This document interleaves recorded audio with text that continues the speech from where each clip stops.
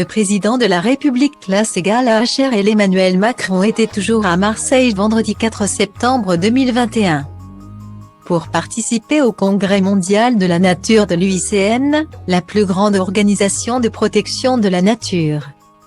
Ce congrès a pour mission de s'attaquer de front aux crises de la biodiversité et du changement climatique. Pour sauver l'avenir de l'homme sur une planète qu'il a déjà bien mise à mal, l'AFP, qui couvrait le congrès, rapporte que jusqu'à 1 million d'espèces animales et végétales sont aujourd'hui menacées de disparition.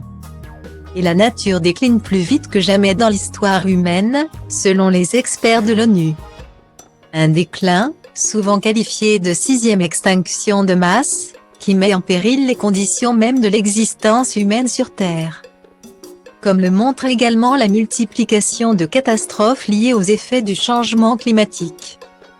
Lui aussi causé par l'activité des hommes, tempêtes, inondations, sécheresses, incendies. On voit bien que le climat, la nature et l'humanité sont inséparables, et je pense que nous le mesurons beaucoup mieux malheureusement depuis que nous avons vécu cette pandémie de Covid-19 parce que nous avons refait l'expérience de notre ancrage dans le vivant. A déclaré sur place le président français, évoquant la COP26 sur le climat en novembre à Glasgow. Il a insisté sur l'urgence de resynchroniser ces deux agendas, de faire comprendre à tous que la bataille pour le climat et contre le dérèglement climatique est jumelle de la bataille pour préserver et restaurer la biodiversité. Et que l'une et l'autre se nourrissent. Après une sortie en mer dans le célèbre parc naturel des Calanques, il a annoncé la tenue en France d'un One Océan Summit fin 2021 début 2022. Mais aussi une forte augmentation des zones de protection forte dans les eaux françaises de Méditerranée, qu'il veut porter à 5% du total en 2027.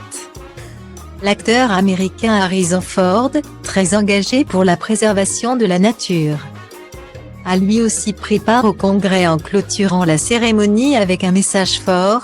C'est dur de lire les grands titres, inondations, incendies, famine, épidémie et de dire à ses enfants que tout va bien. Ça ne va pas. Nom de Dieu, ça ne va pas. C'est normal de ressentir de la frustration, de l'angoisse, de la peine.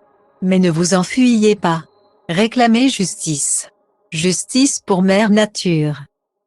Le président du Conseil européen Charles Michel, la ministre de la Transition écologique Barbara Pompili, le Premier ministre grec Kyriakos Mitsotakis, la directrice générale de l'UNESCO Audrey Azoulay, le photographe Sebastião Salgado, la présidente de la Banque centrale européenne Christine Lagarde, le maire de Marseille Benoît Payan et Nicolas Hulot étaient également présents.